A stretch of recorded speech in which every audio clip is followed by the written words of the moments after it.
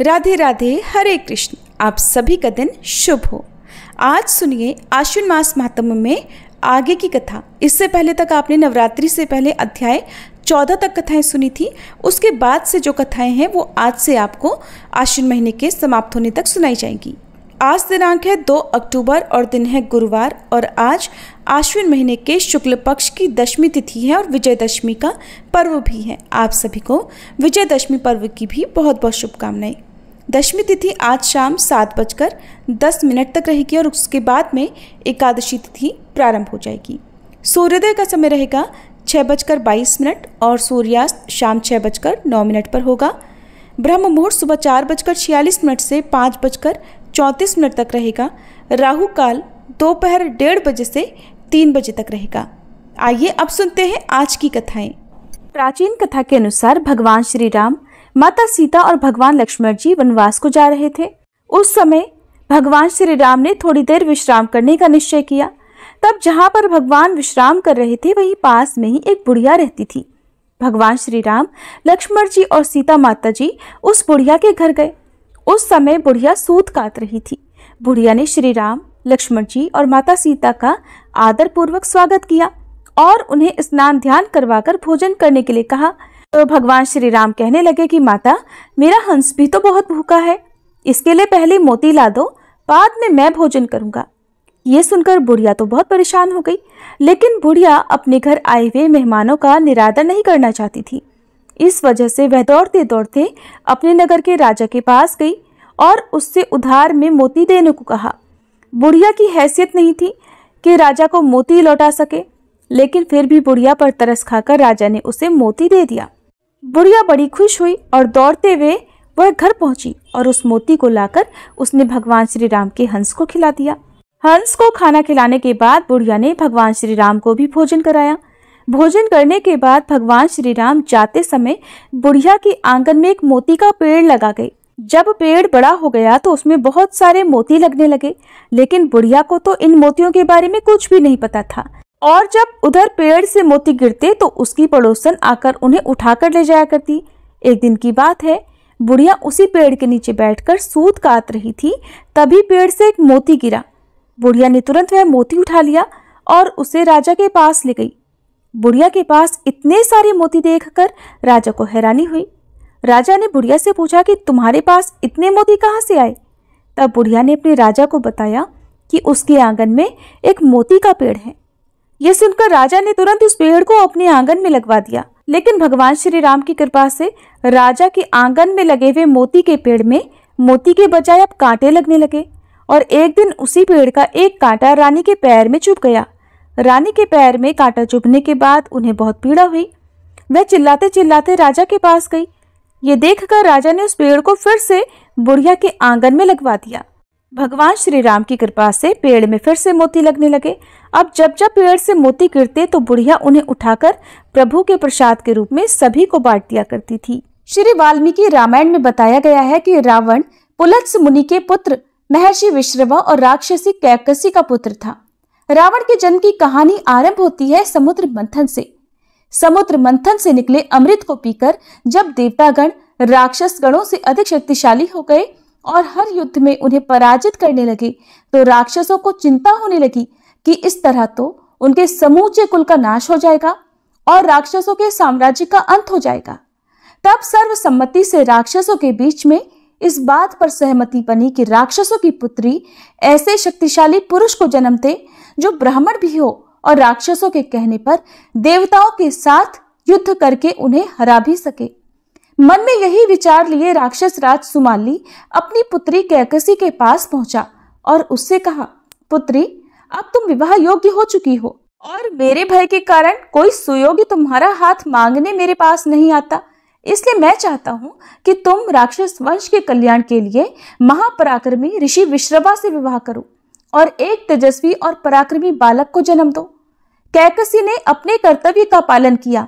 अपने पिता से आज्ञा लेकर वह ऋषि विश्रवा से मिलने के लिए पाताल लोक से पृथ्वी लोक को निकल पड़ी। पृथ्वी लोक तक पहुंचते पहुंचते कैकसी को काफी समय लग गया और इसी कारण वह शाम को जब दोनों वक्त मिले ऋषि विश्रवा के आश्रम पर पहुंची।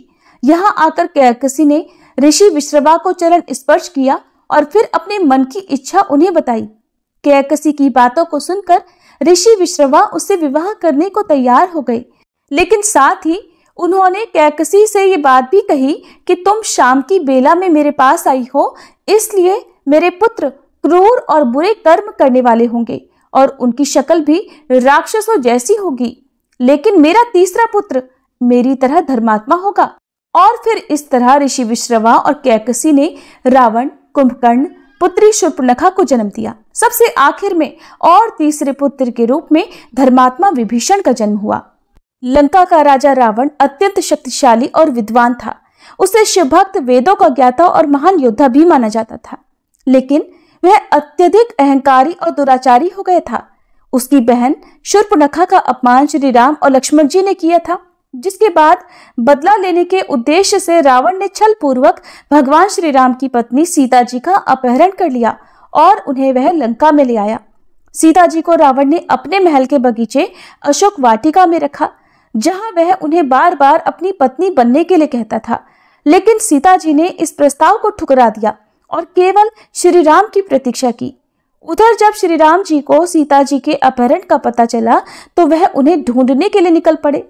रास्ते में उन्हें हनुमान जी और सुग्रीव जी जैसे मित्र मिले, जिनकी सहायता से श्री राम ने वानर सेना का निर्माण किया।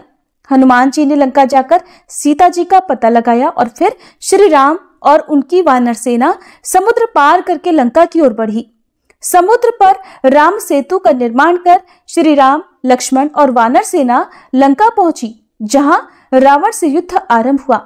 लंका पहुंचने के बाद राम और रावण की सेना के बीच भयंकर युद्ध शुरू हो गया। इस युद्ध में रावण की ओर से उसके शक्तिशाली भाई कुंभकर्ण, पुत्र मेघनाद और लंका के अन्य योद्धा लड़े, जबकि श्री राम की ओर से हनुमान, लक्ष्मण, सुग्रीव, अंगद और वानर सेना थी। युद्ध में श्री राम के भाई लक्ष्मण जी गंभीर रूप से घायल हो गए थे, लेकिन हनुमान जी संजीवनी बूटी लेकर उन्हें बचा लाए। कुंभकर्ण, जो एक अत्यंत शक्तिशाली राक्षस था, उसे रावण ने जगाकर युद्ध में भेजा। वह अपनी विशालकाय काया से युद्ध के मैदान में आतंक मचाने लगा, लेकिन आखिरकार वह भी श्री राम के हाथों मारा गया। इसके बाद रावण का पुत्र मेघनाद, जो अत्यधिक मायावी था और देवताओं को भी हराने की सामर्थ्य रखता था, वह युद्ध में उतरा। मेघनाद ने अपनी मायावी शक्तियों से लक्ष्मण को गंभीर रूप से घायल कर दिया, लेकिन लक्ष्मण अंततः उसकी छलपूर्ण चालों को विफल कर उसे मार गिराते हैं।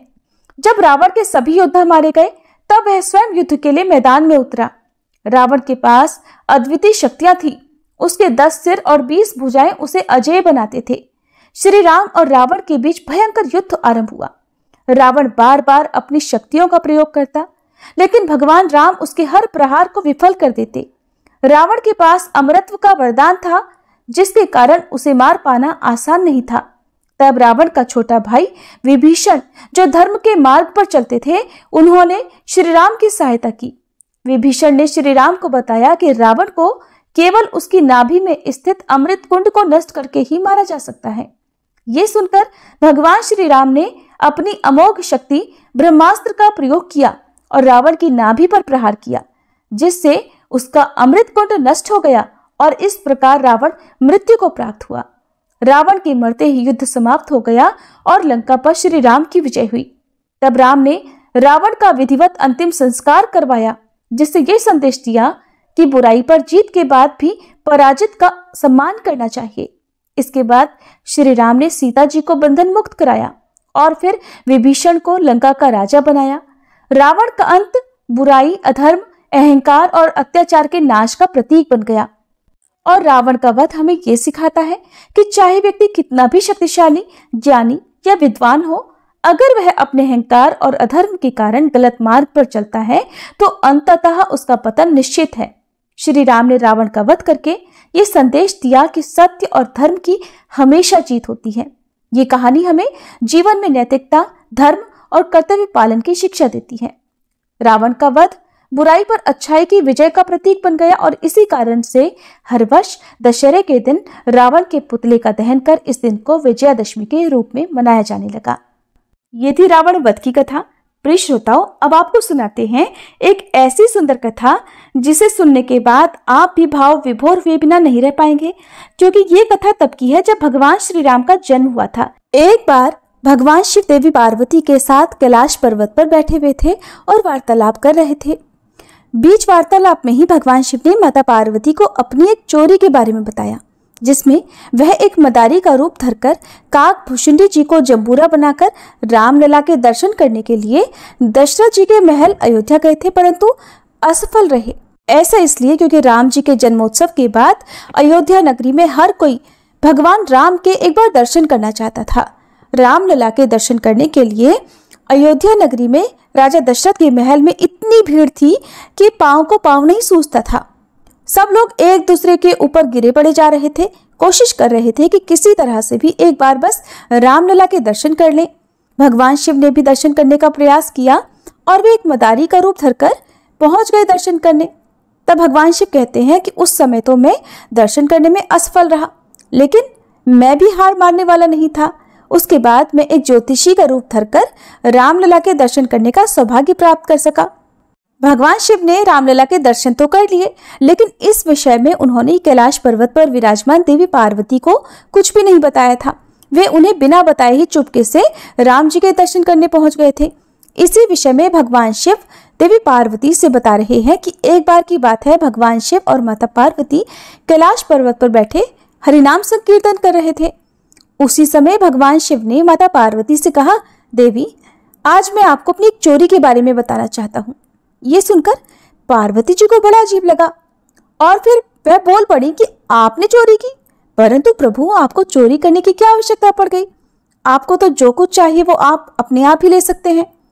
ये सुनकर भगवान शिव मुस्कुराए और बोले, हाँ, मैंने चोरी की, लेकिन ये बात आज तक किसी को नहीं पता कि जब भगवान राम बाल रूप में अयोध्या जी में प्रकट हुए थे, तब हम और काक भुषुंडी जी मनुष्य का शरीर बनाकर उनके दर्शन करने के लिए गए थे। भगवान शिव ने मदारी का वेश बनाया और काक भुषुंडी जी बन गए जमूरे। दोनों अपना खेल दिखाते हुए राजा दशरथ जी के महल में पहुंचे। उस समय रामलला पालने में बड़े आनंद के साथ सो रहे थे। शिव जी के डमरू की आवाज सुनकर उनकी निद्रा टूटी और वह शिव जी की समस्त लीलाओं को समझ गए। तब भगवान राम ने भगवान शिव से विनोद करने के लिए डमरू का शोर सुनकर जोर जोर से रोना शुरू कर दिया, जिसे देखकर कौशल्या जी ने सिपाहियों से कहकर मदारी जंबूरे के रूप में आए शिव जी और काक भुषुंडी जी को महल से दूर भगा दिया। रात का समय हो गया था। वे दोनों अब तक रामलला के दर्शन करने के लिए प्रतीक्षा कर रहे थे। अब तो दोनों सरयू जी के घाट पर आ गए। तब काक भुषुंडी जी ने भगवान शिव से आगे की योजना पूछी। काक भुषुंडी जी ने पूछा, महादेव, कहिए, अब की बार तो हम असफल हो गए, अब किस तरह से हमें रामलला के दर्शन करने होंगे? अब आगे का उपाय बताइए कि आगे हमें क्या करना है। तो भगवान शिव ने कहा कि अब कल का कल देखेंगे। अगला दिन हुआ। सारी रात दोनों ने सरयू नदी के तट पर ऐसे ही जागते बिता दी। अगला दिन हुआ तो भगवान शिव ने एक ज्योतिषी का रूप बनाया और काक भुषुंडी जी बन गए उनके चेले। अब वे दोबारा दशरथ जी के महल में पहुंचे और लोगों को उनका भविष्य बताने लगे। अभी वे सब महल के बाहर ही खड़े हुए हैं और लोगों को बुला बुलाकर उनका भविष्य बता रहे हैं। तब शिव जी ने महल की एक दासी को अपने बच्चे के साथ वहां से जाते देखा और काक भुषुंडी जी को उसे बुलाने का इशारा किया। ज्योतिषी की तारीफ करके काक भुषुंडी जी दासी को उसके बच्चे का हाथ दिखाने के लिए शिव जी के पास ले आए। अब देखिए काक भुषुंडी जी कैसे भगवान शिव का सहयोग कर रहे हैं, कैसे उनके बढ़ चढ़कर तारीफें कर रहे हैं कि ये कितने बड़े ज्योतिषी हैं।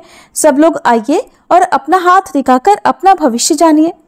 तब काक भुषुंडी जी दासी को उसके बच्चे का हाथ दिखाने के लिए शिव जी के पास ले आए।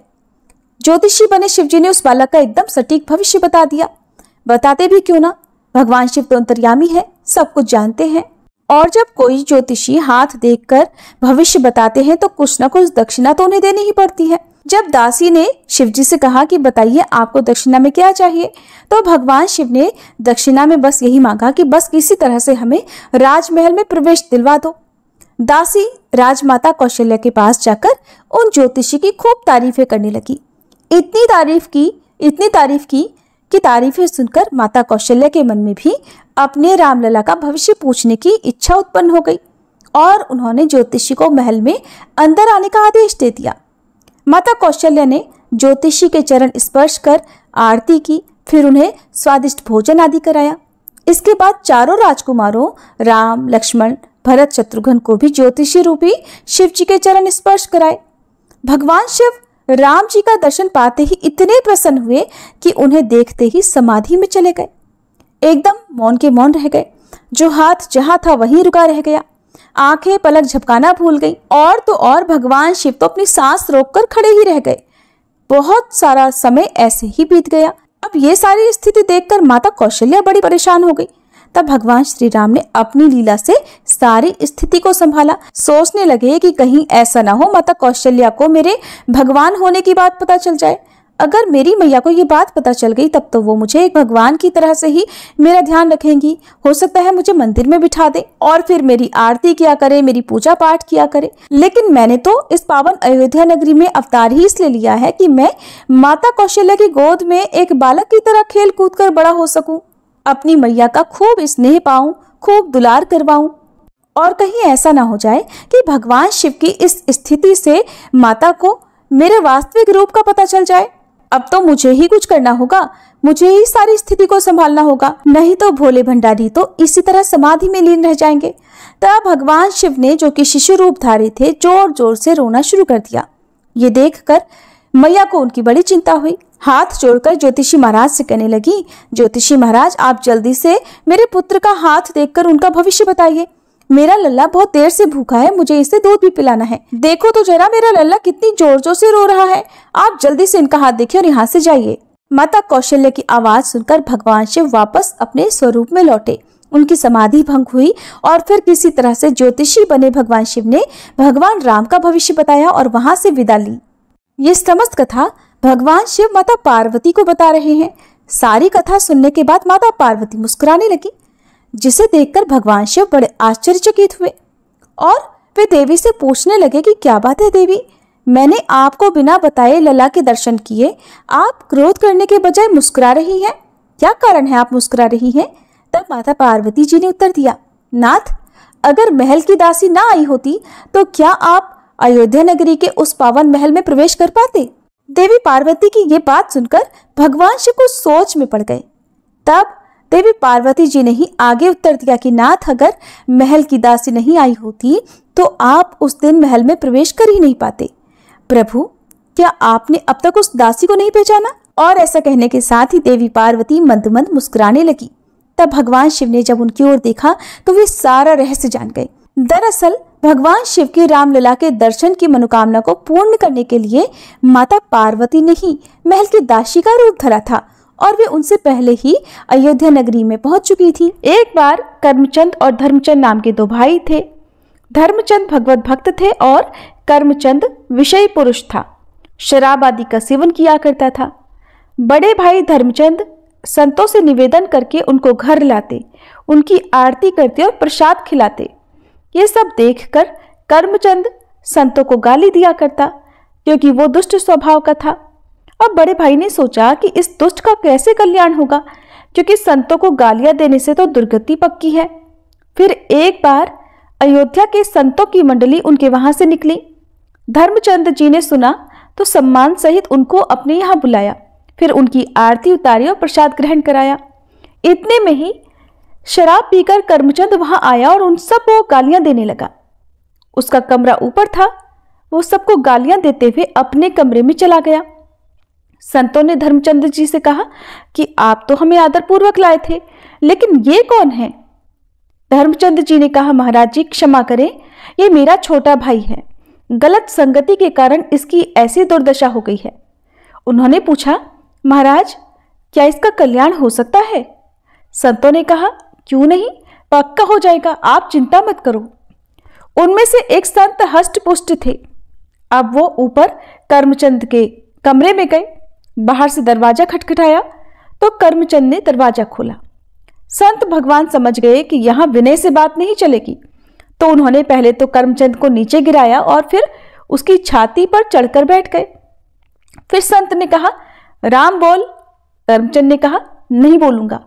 संत ने कहा, अगर राम नहीं बोला तो मैं तुम्हारा गला दबा दूंगा, यहां कोई तुम्हें बचाने वाला नहीं है, बोल राम। काफी देर विचार करने के बाद कर्मचंद ने सोचा कि अब बचने का कोई और उपाय है नहीं, तो बचने के लिए उसने कहा, राम राम। सुनते ही संत महाराज जी उसके ऊपर से हट गए और बोले, बेटा इस नाम की कीमत कभी मत लेना, इसे बेचना मत। और कुछ दिन बाद सारे कर्मों का फल कर्मचंद को मिला। जो कुछ भी आज तक उसने किया, उस कर्म के कारण उसे जानलेवा रोग हुआ और उसकी मृत्यु हो गई। अब कर्मचंद यमराज जी के दरबार में पहुंचा। यमराज जी ने जब उसका लेखा जोखा देखा तो उसके खाते में तो केवल पाप ही पाप लिखे थे। बस 2 बार उसने किसी संत की कृपा से राम बोला था। यमराज जी ने कहा कि ये राम नाम जपना ही एकमात्र पुण्य है तुम्हारा, क्या लोगे इस राम नाम के बदले में। कर्मचंद को संत महाराज की संगति के कारण उनकी बात याद रही, जिन्होंने कहा था कि बेटा इस राम नाम के फल को बेचना नहीं। तो कर्मचंद ने पूछा कि पहले तो हमें कीमत बताइए इस 2 बार राम नाम जपने की। अब यमराज जी फंस गए। सोचने लगे कि भगवान के नाम की कीमत लगाने से तो बड़ा भारी अपराध बन जाएगा। तो उन्होंने थोड़ी देर विचार किया, फिर सोचने लगे कि क्यों ना देवराज इंद्र से सलाह ली जाए। अब यमराज जी ने देवराज इंद्र को बुलाया और उन्हें सारा हाल सुनाया। तब देवराज इंद्र ने कहा कि इसका निर्णय तो मैं भी नहीं कर सकता, इसका निर्णय तो केवल ब्रह्मा जी ही कर सकते हैं। कर्मचंद बहुत चतुर था, उसको भी अब नाम की महिमा समझ आने लगी। तो उसने कहा, ये भयंकर रूप वाले यमदूत मेरे सामने से हटा दिए जाएं और जहां भी तुम्हें मुझे ले जाना हो मैं पैदल नहीं चलूंगा, मेरे लिए पालकी बुलाई जाए। देवराज इंद्र और यमराज जी ने कर्मचंद को पालकी में बिठाया और ब्रह्मलोक ले गए। सारा वृतांत जानकर ब्रह्मा जी ने पूछा, क्या पुण्य है इस जीवात्मा का कि आप दोनों स्वयं इसे पालकी में बिठा कर लाए हैं। तब यमराज जी ने कहा कि ये तो महान पापी है, पर इसने 2 बार राम राम बोला है और अब बोल रहा है कि उसकी कीमत बताओ। ब्रह्मा जी भी सर खुजलाने लगे, क्योंकि राम नाम की कीमत तो वो भी भला कैसे बता दे।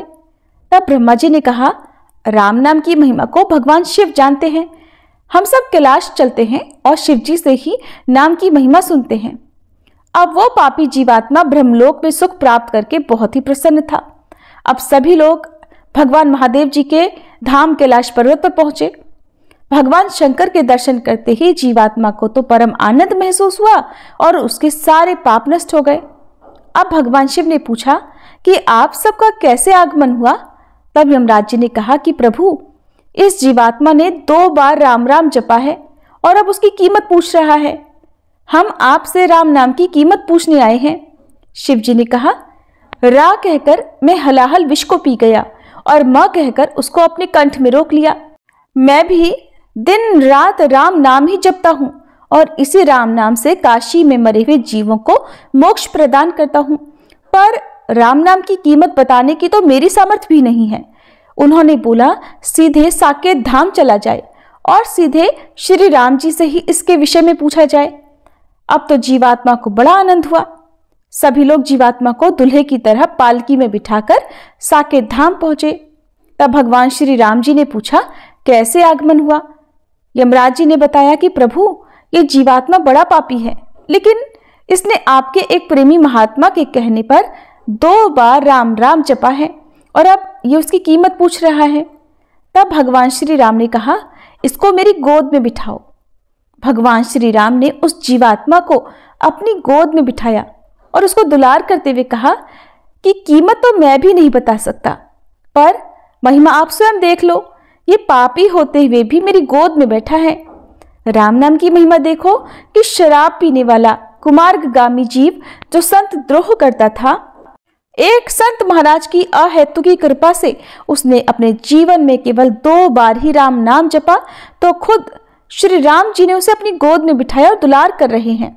इसलिए कभी इस बात पर संदेह नहीं करना चाहिए कि 2-4 बार नाम जपने से भगवत प्राप्ति हो जाएगी क्या या नहीं होगी।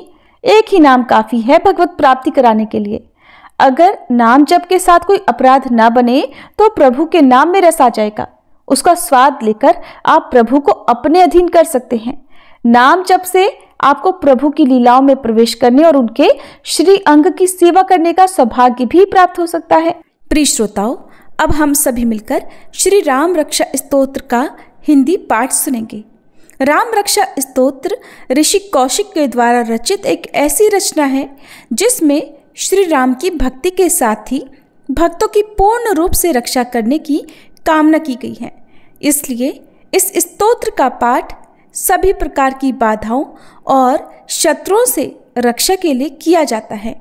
इस स्तोत्र का पाठ नवग्रहों के कुप्रभाव से रक्षा के लिए भी किया जाता है। वैसे तो इस पाठ को प्रतिदिन ही करना चाहिए, लेकिन गुरुवार, एकादशी और विजयादशमी के दिन इस पाठ को करने से विशेष लाभ मिलता है। श्री राम रक्षा स्तोत्र के पाठ से मनुष्य भयमुक्त होता है। उच्चारण से मनुष्य की वाणी शुद्ध होती है। श्री राम रक्षा स्तोत्र के पाठ से बच्चों को लगी बुरी नज़र दूर हो जाती है। वास्तु में होने वाली नकारात्मक ऊर्जा और वास्तु के सभी दोष दूर हो जाते हैं। तो आइए हम सभी मिलकर श्री राम रक्षा स्तोत्र पाठ का हिंदी अनुवाद सुने। इस श्री राम रक्षा स्तोत्र मंत्र के रचयिता बुद्ध कौशिक ऋषि हैं। माता सीता और श्री रामचंद्र जी देवता हैं। अनुष्टुप छंद हैं। माँ सीता शक्ति हैं। श्री हनुमान जी कीलक हैं तथा श्री रामचंद्र जी की प्रसन्नता के लिए श्री राम रक्षा स्तोत्र के जप में विनियोग किया जाता है। जो धनुष बाण धारण किए हुए हैं, बद्ध पद्मासन की मुद्रा में विराजित हैं और पीतांबर पहने हुए हैं, जिनके नेत्र कमल दलों से भी सुंदर हैं, जो प्रसन्न चित्त हैं, जिनके नेत्र बाईं ओर अंक अर्थात गोद में बैठी हुई सीता जी के मुख कमल से मिले हुए हैं और जिनका रंग बादलों की तरह श्याम है, उन अजान बाहु विभिन्न आभूषणों से विभूषित जटाधारी श्री राम का मैं ध्यान करता हूँ। ऐसे प्रभु श्री रामचंद्र जी का ध्यान राम रक्षा स्तोत्र के पूर्व हमें करना है। श्री रघुनाथ जी का चरित्र 900 कोटि के विस्तार वाला है। इस चरित्र का एक महापातकों का नाश करने वाला है। नील कमल के समान श्याम वर्ण वाले, कमल जैसे नेत्र वाले, जटाओं के मुकुट से सुशोभित जानकी जी और लक्ष्मण जी के सहित ऐसे भगवान श्री राम का मैं ध्यान करता हूँ, जो अजन्मे हैं अर्थात जिनका जन्म न हुआ हो, जो स्वयं प्रकट हुए हों, सर्वव्यापक अर्थात सभी जगह व्याप्त हों, हाथों में खड्ग, तुणीर, धनुष बाण धारण किए, राक्षसों के संहार तथा अपनी लीलाओं से जगत की रक्षा हेतु अवतरित श्री राम का मैं ध्यान करता हूँ। मैं सभी कामनाओं की पूर्ति करने वाले और समस्त पापों का नाश करने वाले श्री राम रक्षा स्तोत्र का पाठ करता हूँ। हे राघव, मेरे सिर की रक्षा करें। हे दशरथ के पुत्र, मेरे ललाट की रक्षा करें। हे कौशल्या के पुत्र श्री राम, मेरे नेत्रों की रक्षा करें। हे विश्वामित्र के प्रिय राघव, मेरे कानों की रक्षा करें। यज्ञ रक्षक श्री राम, मेरे प्राण अर्थात नाक की रक्षा करें। हे सुमित्रा के वत्सल रघुपति, मेरे मुख की रक्षा करें। सर्व विद्या को धारण करने वाले श्री राम, मेरी जिह्वा अर्थात वाणी की रक्षा करें। भरत ने जिन्हें वंदन किया है, ऐसे श्री राम मेरे कंठ की रक्षा करें। दिव्य अस्त्र जिनके कंधों पर हैं, ऐसे रघुपति श्री राम मेरे कंधों की रक्षा करें। और जिनने महादेव जी का धनुष तोड़ा, ऐसे भगवान श्री राम मेरी भुजाओं की रक्षा करें। सीतापति श्री राम मेरे हाथों की रक्षा करें। जमदग्नि ऋषि के पुत्र परशुराम को जीतने वाले श्री राम मेरे हृदय की रक्षा करें। खर नामक राक्षस का वध करने वाले प्रभु श्री राम मेरे शरीर के मध्य भाग की रक्षा करें। और जामवंत को आश्रय देने वाले भगवान श्री राम मेरी नाभि की रक्षा करें। सुग्रीव के स्वामी मेरे श्री राम मेरी कमर की रक्षा करें। हनुमान के प्रभु तथा राक्षस कुल का विनाश करने वाले रघुकुल में श्रेष्ठ भगवान श्री राम मेरी हड्डियों की रक्षा करें। सागर पर सेतु बांधने वाले श्री राम मेरे दोनों घुटनों की रक्षा करें। दशानन रावण का वध करने वाले भगवान श्री राम मेरे दोनों जंघाओं की रक्षा करें। विभीषण को ऐश्वर्य और लंका का राज्य प्रदान करने वाले श्री राम मेरे संपूर्ण शरीर की रक्षा करें। शुभ कार्य करने वाला जो भक्त भक्ति और श्रद्धा के साथ श्री राम के बल से संयुक्त होकर इस स्तोत्र का पाठ करता है वह दीर्घायु, सुखी, पुत्रवान, विजयी और विनयशील हो जाता है। जो जीव पाताल, पृथ्वी और आकाश में विचरते रहते हैं अथवा छद्म वेश में घूमते रहते हैं, वे श्री राम नाम से सुरक्षित मनुष्य को देख भी नहीं पाते। श्री राम भद्र तथा श्री रामचंद्र आदि नामों का स्मरण करने वाला श्री राम का भक्त पापों में लिप्त नहीं होता। इतना ही नहीं, वह अवश्य ही भोग और मोक्ष दोनों को प्राप्त करता है। जो संसार पर विजय करने वाले मंत्र श्री राम नाम से सुरक्षित इस स्तोत्र को कंठस्थ यानी याद कर लेता है, उसे संपूर्ण सिद्धियां प्राप्त हो जाती हैं। जो मनुष्य वज्र पंजर नामक इस श्री राम रक्षा कवच का स्मरण करता है, उसकी आज्ञा का कहीं भी उल्लंघन नहीं होता तथा उसे सदैव विजय और मंगल की ही प्राप्ति होती है। ये कहा गया है कि राम रक्षा स्तोत्र ही राम कवच है। भगवान शंकर ने स्वप्न में इस श्री राम रक्षा स्तोत्र का आदेश बुद्ध कौशिक ऋषि को दिया था। उन्होंने प्रातःकाल जागने पर उसे वैसा ही लिख दिया। प्रभु राम, जो कल्प वृक्षों के बाग के समान विश्राम देने वाले हैं, जो समस्त विपत्तियों को दूर करने वाले हैं और जो तीनों लोकों में सुंदर हैं, वही श्री राम हमारे प्रभु हैं। जो युवा, सुंदर, सुकुमार, महाबली और कमल के समान विशाल नेत्रों वाले हैं, मुनियों के समान वस्त्र और काले मृग का चर्म धारण करते हैं, महाबली अर्थात बहुत ही बलवान हैं। इस बल के साथ ही उन्होंने राक्षसों का वध किया था। जो फल और कंद का आहार ग्रहण करते हैं, जो संयमी, तपस्वी और ब्रह्मचारी हैं, वे दशरथ के पुत्र श्री राम, लक्ष्मण दोनों भाई हमारी रक्षा करें।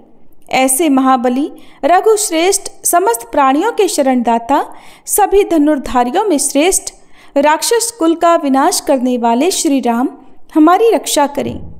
धनुष संधान किए हुए, बाण का स्पर्श करते हुए, अक्षय बाणों से उक्त तुणीर धारण किए श्री राम और लक्ष्मण मेरी रक्षा के लिए मेरे मार्ग में आगे चले। हमेशा तत्पर, कवचधारी, हाथ में खड्ग तथा धनुष बाण धारण करने वाले भगवान श्री राम लक्ष्मण सहित आगे आगे चलकर हमारी रक्षा करें।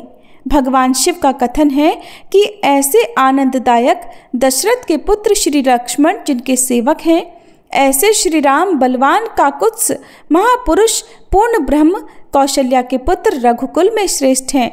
वेद शास्त्रों के ज्ञानी, यज्ञों के स्वामी, पुराणों में पुरुषोत्तम, जानकी जी के प्रिय, श्रीमान और अतुलनीय पराक्रमी श्री राम हैं। ऐसे विभिन्न नामों का नित्य श्रद्धा पूर्वक जप करने वाले को निश्चित रूप से अश्वमेध यज्ञ से भी अधिक फल प्राप्त होता है। दूर्वा दल के समान श्याम वर्ण, कमल नयन एवं पीतांबरधारी श्री राम की उपरोक्त दिव्य नामों से स्तुति करने वाला संसार चक्र में नहीं पड़ता, बल्कि जन्म मृत्यु के बंधनों से ही मुक्त हो जाता है।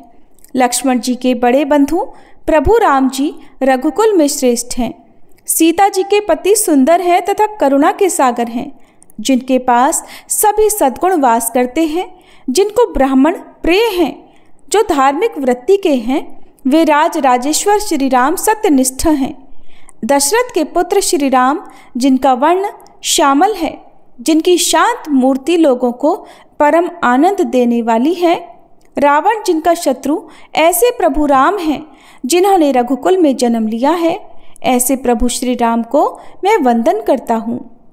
श्री राम भद्र, श्री रामचंद्र, विधाता स्वरूप श्री रघुनाथ, ऐसे जिनके नाम हैं, उन सीता जी के स्वामी श्री रामचंद्र जी को मैं वंदन करता हूँ। हे रघुनंदन श्री राम, हे भरत के अग्रज अर्थात ज्येष्ठ बंधु भगवान राम, हे रणधीर मर्यादा पुरुषोत्तम श्री राम, आप मुझे शरण दीजिए। मैं एकाग्र मन से श्री रामचंद्र जी के चरणों का स्मरण और वाणी से गुणगान करता हूँ। वाणी द्वारा और पूरी श्रद्धा के साथ भगवान श्री रामचंद्र जी के चरणों में प्रणाम करता हुआ मैं उनके चरणों की शरण लेता हूँ। श्री राम मेरे माता, मेरे पिता, मेरे स्वामी और मेरे सखा हैं। इस प्रकार दयालु श्री राम मेरे सर्वस्व हैं। उनके सिवा मैं दूसरे किसी को नहीं जानता। जिनके दाईं ओर लक्ष्मण जी, बाईं ओर जनक कन्या जानकी जी और सामने हनुमान जी विराजमान हैं, मैं उन्हीं रघुनाथ जी की वंदना करता हूँ। मैं संपूर्ण लोकों में सुंदर तथा रण क्रीड़ा में धीर, कमल नेत्र, रघुवंशी नायक, करुणा की मूर्ति और करुणा के भंडार रूपी श्री राम की शरण में हूँ, जिनकी गति मन के समान और वेग वायु के समान अत्यंत तेज है, जो परम जितेंद्रिय एवं बुद्धिमानों में श्रेष्ठ हैं। मैं उन पवन नंदन वानर सेना के प्रमुख श्री राम दूत हनुमान जी की भी शरण में जाता हूँ। मैं कविता में डाली पर बैठकर मधुर अक्षरों वाले राम राम के मधुर नाम को गूंजते हुए वाल्मीकि रूपी कोयल की वंदना करता हूँ। मैं इस संसार के प्रिय एवं सुंदर उन भगवान राम को बार बार नमन करता हूँ, जो सभी आपदाओं को दूर करने वाले तथा सुख संपत्ति प्रदान करने वाले हैं। राम राम का जप करने से मनुष्य के सभी कष्ट समाप्त हो जाते हैं। वह समस्त सुख संपत्ति तथा ऐश्वर्य प्राप्त कर लेता है। राम राम की गर्जना से यमदूत सदा भयभीत रहते हैं। राजाओं में श्रेष्ठ श्री राम सदा विजय को प्राप्त करते हैं। मैं सीतापति भगवान श्री राम का भजन करता हूँ। संपूर्ण राक्षस सेना का नाश करने वाले श्री राम को मैं नमस्कार करता हूँ। श्री राम के समान अन्य कोई आश्रयदाता नहीं। मैं उन शरणागत वत्सल का दास हूँ। मैं सदाशिव श्री राम में ही लीन रहूं। हे श्री राम, आप मेरा उद्धार करो। यहाँ शिवजी माता पार्वती जी से कह रहे हैं, हे सुमुखी, राम नाम विष्णु सहस्त्र नाम के ही समान है। मैं सदा राम का स्तवन करता हूँ और राम नाम में ही रमण करता हूँ। श्री राम रक्षा स्तोत्र के पाठ से मनुष्य के सारे काम स्वतः सिद्ध हो जाते हैं। इससे मनुष्य के पूर्वकृत पाप नष्ट हो जाते हैं। इसके उत्पत्ति के बारे में कहा जाता है कि स्वयं महादेव ने इसका सबसे पहले पाठ किया था। भगवान शंकर ने बुद्ध कौशिक नामक ऋषि के स्वप्न में आकर यह स्तोत्र सुनाया था, जिसके बाद ऋषि ने प्रातःकाल उठकर इसे लिख दिया था। श्री राम रक्षा स्तोत्र के पाठ से मंगल का कुप्रभाव समाप्त हो जाता है और इस स्तोत्र के पाठ से प्रभु श्री राम के साथ पवन पुत्र हनुमान जी भी प्रसन्न हो जाते हैं। श्री राम रक्षा स्तोत्र पाठ संपूर्ण हुआ। सभी प्रेम से बोलिए, सियापति श्री रामचंद्र जी की जय, पवन सुत हनुमान जी की जय। केरल में सुधार्मिक नाम के एक बार एक राजा थे। धर्म पूर्वक चलना, प्रजा का पालन करना और भगवान के नाम का जप करना ही उनका स्वभाव था। उनके यहाँ पर ही चंद्रहास जी ने जन्म लिया और जन्म लेते ही वो तो कृष्ण नाम उच्चारण करने लगे। चंद्रहास जी के जन्म की खुशी में अब पूरे राज्य में आनंद उत्सव मनाया जाने लगा। शत्रु पक्ष के राजाओं ने मिलकर निश्चय किया कि ये आक्रमण करने के लिए सही अवसर है, क्योंकि सुधार्मिक जी पुत्र के जन्म के आनंद में मगन थे और शत्रु पक्ष के राजाओं ने उन पर आक्रमण करके तब राज्य को घेर लिया। सुधार्मिक जी की सेना ने उन्हें रोकने का प्रयास किया, किंतु असफल रहे। राजा सुधार्मिक जी और बहुत से सैनिक मारे गए। इसके बाद राजमहल को भी घेर लिया गया ताकि कोई भी बच के ना जा सके। राजमाता ने दाई माँ को चंद्रहास जी की जान बचाने को कहा। दाई माँ ने सोचा कि अगर वो उन्हें राजकुमार की तरह लेकर जाती हैं तो उन्हें मार दिया जाएगा। दाई माँ ने झाड़ू पोछा लगाने वाली सेविका का रूप बनाया और कुछ दोने पत्तलों के नीचे चंद्रहास जी को छुपाकर बाहर निकली। सैनिकों ने ऊपर से देखा तो वो बोली कि राजघराने से कुछ झूठे पत्तल आदि हैं, तो सैनिकों ने उन्हें जाने दिया। अब इस तरह से वो राजकुमार चंद्रहास जी को लेकर भाग गई और कुंतलपुर जा पहुंची। उन्होंने वहां के मंत्री धृष्ट बुद्धि से प्रार्थना की कि मैं सेवा कला में बड़ी प्रवीण हूँ और कृपा करके मुझे कुछ समय के लिए महल सेवा में रख लिया जाए। उन्होंने चंद्रहास जी को अपना पुत्र बताया। उनकी परीक्षा ली गई। राजघराने की सेविका होने के कारण वो परम प्रवीण थी, तो उन्हें सेवा में रख लिया गया। उन्होंने अपना असली परिचय किसी को भी नहीं बताया। जब चंद्रहास जी 3 वर्ष के हुए तब दाई माँ की मृत्यु हो गई। अब उनकी देखभाल करने वाला कोई भी नहीं था। उनके मुख पर हर समय कृष्ण कृष्ण नाम चलता रहता। अब वो गलियों में भटकने लगे। उनको महल से निकाल दिया गया, क्योंकि दाई माँ की सेवा के कारण ही तो उन्हें महल में रखा गया था। 3 वर्ष के बालक चंद्रहास जी को गलियों में घूमता देखकर कोई उन्हें स्नान करा देता, कोई वस्त्र पहना देता और कोई भोजन करा देता। चंद्रहास जी हर समय कृष्ण कृष्ण नाम जपते रहते। श्री देवर्षि नारद जी ने देखा कि ये बालक तो कृष्ण कृष्ण बोलता रहता है और इस बालक का हरि के अलावा कोई है भी नहीं। तब नारद जी ने उन्हें बुलाकर दुलार करते हुए कहा, सुनो, मैं तुम्हें एक अमोघ वस्तु देता हूँ। नारद जी उनके लिए एक छोटी सी शालिग्राम शिला लेकर आए थे। तो नारद जी बोले, धो के पी लेना और दिखा के खा लेना, यही तुम्हारी सेवा पद्धति है। इनको स्नान करा देना और जो कुछ भी तुम्हें मिले इनको अर्पित करके फिर खा लेना। चंद्रहास जी ने सोचा कि शालिग्राम शिला को धोने, स्नान कराने और भोग लगाने के लिए कोई पात्र तो चाहिए होगा। तो उन्होंने पान की तरह शालिग्राम जी को अपने मुंह में ही रख लिया।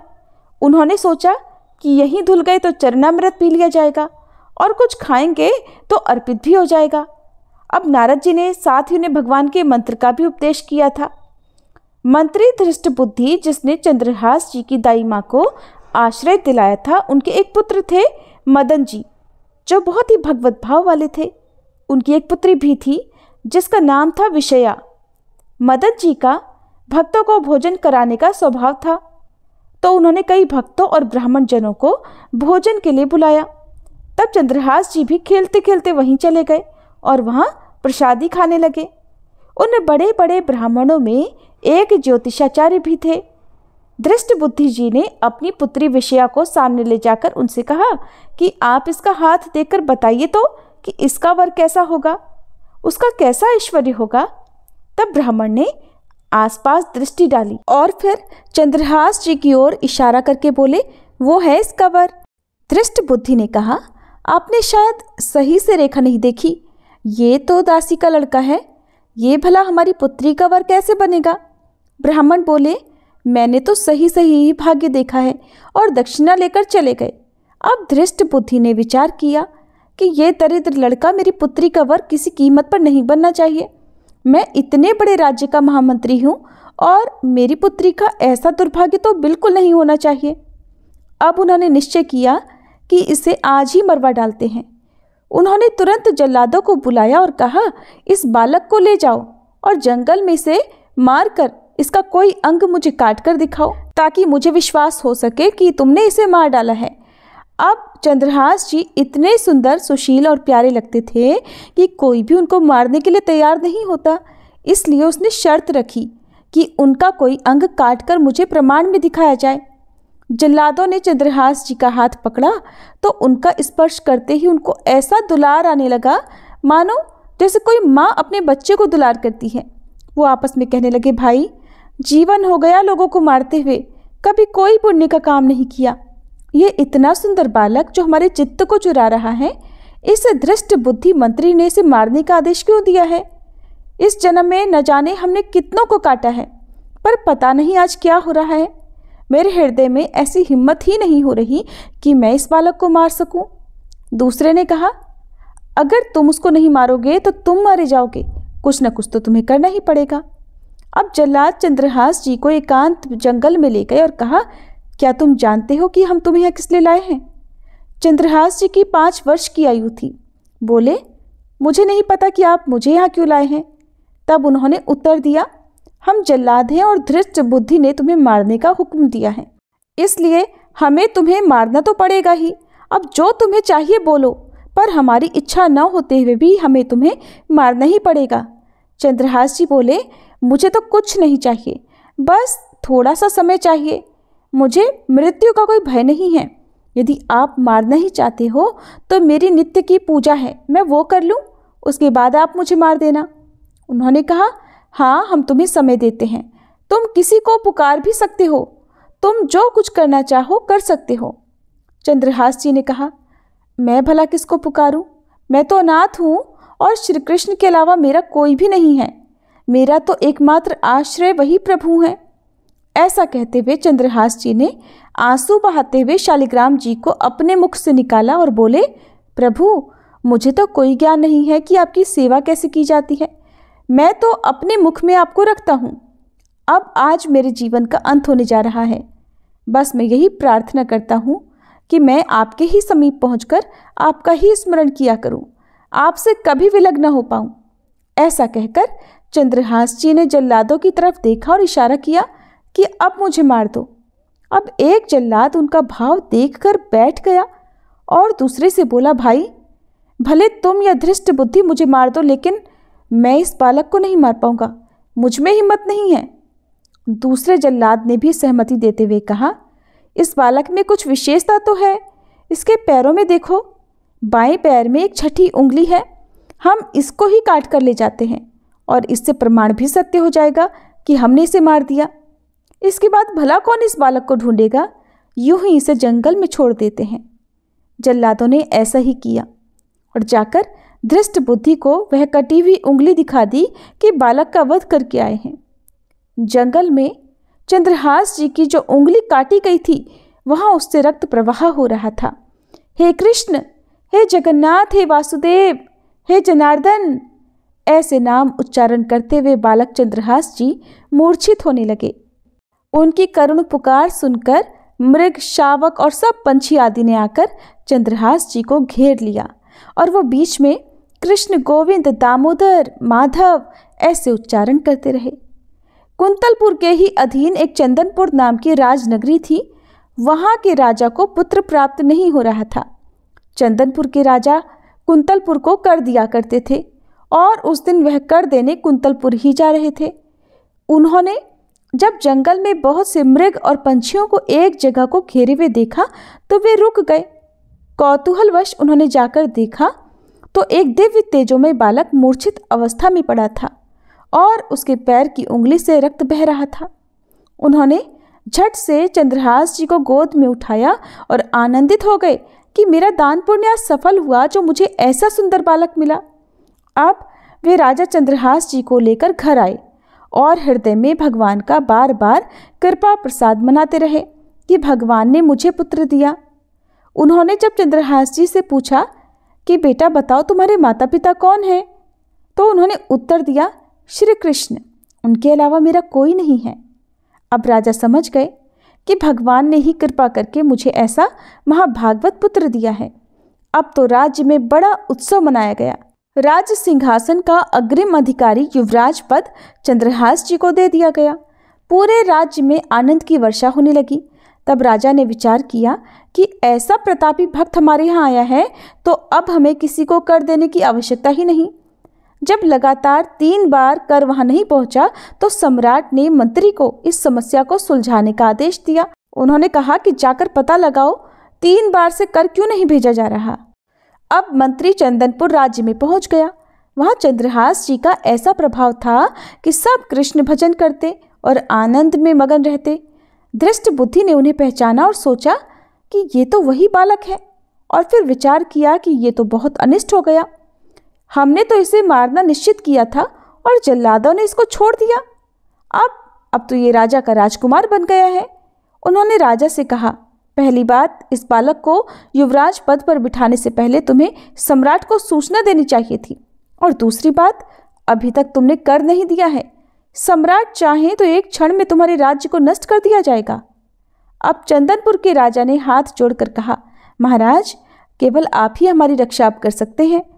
मंत्री के मन में था कि किसी भी तरह चंद्रहास जी को मरवाना पड़ेगा, क्योंकि ब्राह्मण ने बताया था कि वे ही उनकी पुत्री के वर होंगे।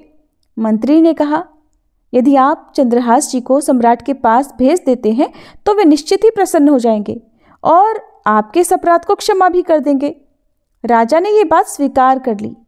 मंत्री धृष्ट बुद्धि ने एक चिट्ठी लिखी और चंद्रहास जी को देते हुए कहा, इसे खोल कर मत पढ़ लेना। वहां पहुंचते ही ये चिट्ठी मेरे पुत्र मदन को देना। वो सम्राट से मिलने, माफ़ी मांगने आदि सब काम में तुम्हारी सहायता करेगा, लेकिन ये चिट्ठी तुम रास्ते में खोलकर बिल्कुल भी मत देखना। चंद्रहास जी ने उस चिट्ठी को अपनी पगड़ी में बांध लिया और कुंतलपुर के लिए चल पड़े। अब उनका किशोर अवस्था में प्रवेश हो चुका था। कुंतलपुर के बाहर ही एक बगीचा था। चंद्रहास जी ने अपना घोड़ा वृक्ष के साथ बांध दिया और भगवत स्मरण करते हुए वहीं लेट गए। थोड़ी देर बाद उन्हें नींद आ गई। कुछ समय बाद धृष्ट बुद्धि की वही पुत्री जिसका ज्योतिषाचार्य के अनुसार चंद्रहास जी से विवाह होना था, अपनी कुछ सहेलियों के साथ वहां आई। घोड़ा देखकर उन्हें ज्ञात हुआ कि कोई यात्री भूल से राजवाटिका में आ गया है और उनकी नज़र सो रहे चंद्रहास जी पर पड़ी। देखते ही पूर्व विधान के अनुसार उनका तो चित्त लुट गया कि ये कौन इतना सुंदर नवकिशोर अवस्था का युवक है। उसे चंद्रहास जी की पगड़ी में चिट्ठी भी दिखाई दी, तो उसने झुककर चुपचाप वो चिट्ठी उठा ली और चिट्ठी खोलकर पढ़ने लगी। उसमें संस्कृत में मंत्री के पुत्र मदन के लिए संदेश लिखा था कि हे मदन, उचित अनुचित का विचार छोड़कर आते ही इस युवक को विष प्रदान कर दो, ये मेरा प्रिय कार्य होगा। मंत्री की पुत्री ने जब ये सब पढ़ा तो उसे बड़ा दुख हुआ। उसने सोचा, पहली ही दृष्टि में इन्हें सोता हुआ देखकर मेरे प्राण इन पर समर्पित हो गए, लेकिन पिताजी तो इतने सुंदर नवकिशोर को विष देने की बात लिख रहे हैं। उसने काजल लिया और विष को विषया कर दिया। अब उस पत्र का अर्थ बदल गया कि हे मदन, उचित अनुचित का विचार छोड़कर आते ही इसे विषया प्रदान करो, ये मेरा प्रिय कार्य होगा। उसने पत्र वही उनकी पगड़ी में वापस रख दिया और अपने घर जाकर उनकी प्रतीक्षा करने लगी। थोड़ी देर के बाद चंद्रहास जी उठे और मंत्री के घर पहुंचकर मदन से मिले।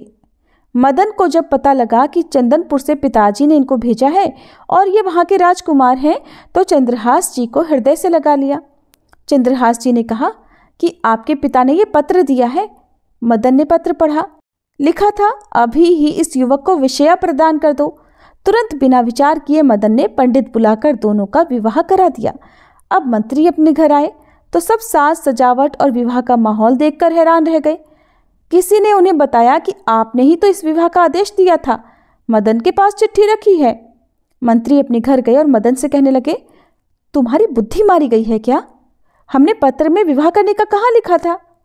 मदन ने कहा, पिताश्री, आपकी आज्ञा का उल्लंघन नहीं हुआ है। आपने ही तो मेरा नाम लिखकर मुझे बिना विचार किए इस युवक को विषया देने के लिए कहा था। इसमें मेरी कोई गलती तो नहीं है। मंत्री ने जब चंद्रहास जी को दुल्हे के रूप में देखा तो क्रोध से भर गया।